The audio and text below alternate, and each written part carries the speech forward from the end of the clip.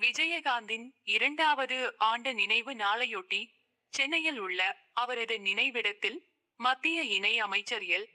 முருகன், அதிமுக பொதுச் செயலாளர் இபிஎஸ், தமிழக பாஜ. தலைவர் நயினார் நாகேந்திரன், நாம் தமிழர் கட்சி ஒருங்கிணைப்பாளர் சீமான் உள்ளிட்டோர் மரியாதை செலுத்தினர். பின்னர் நிருபர்களிடம் எல். முருகன் கூறியதாவது: கேப்டன் விஜயகாந்த் ஒரு தலைசிறந்த சினிமா நடிகராக, சமூக சேவராக, பிறகுக்கு முன் உதாரணமான வாழ்க்கையை வாழ்ந்தார். அரசியல் தலைவராக, அரசியல்வாதியாக வாழ்ந்த விஜயகாந்திற்கு சேவையை பாராட்டி பிரதமர் மோடி தலைமையிலான மத்திய அரசு பத்ம விபூஷன் உயரிய விருதை வழங்கி கௌரவித்தது. அவருடைய இந்த குரு பூஜையில் கலந்து கொண்டது மிகப்பெரிய பாக்கியமாகவும் பெருமையாகவும் கருதுகிறேன். விஜயகாந்த் பற்றி நாம் நிறைய கேள்விப்பட்டு இருக்கிறோம்.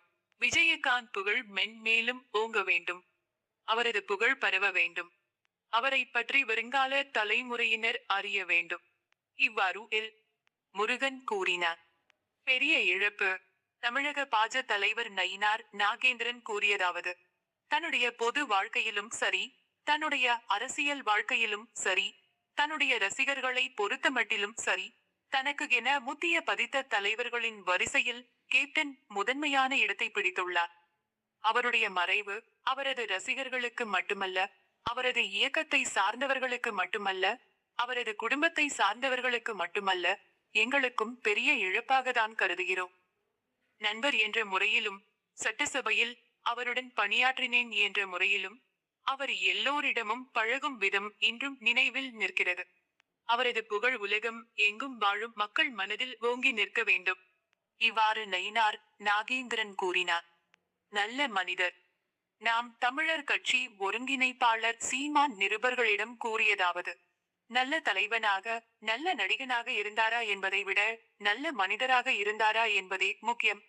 கேப்டன் விஜயகாந்த் நல்ல மனிதராக இருந்தார்.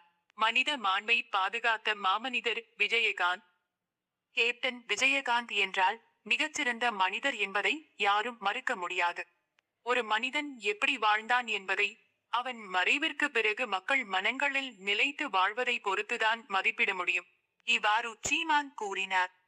தமிழக பாஜ. முன்னாள் தலைவர் அண்ணாமலை வெளியிட்ட அறிக்கை: தமிழக மக்களின் அன்புக்கும் மரியாதைக்கும் உரிய நமது கேப்டன் பத்ம பூஷன் புரட்சி கலைஞர் விஜயகாந்தின் 2ஆம் ஆண்டு குருபூஜை விழா சிறப்பாக நடைபெற என் மனமார்ந்த வாழ்த்துக்கள்.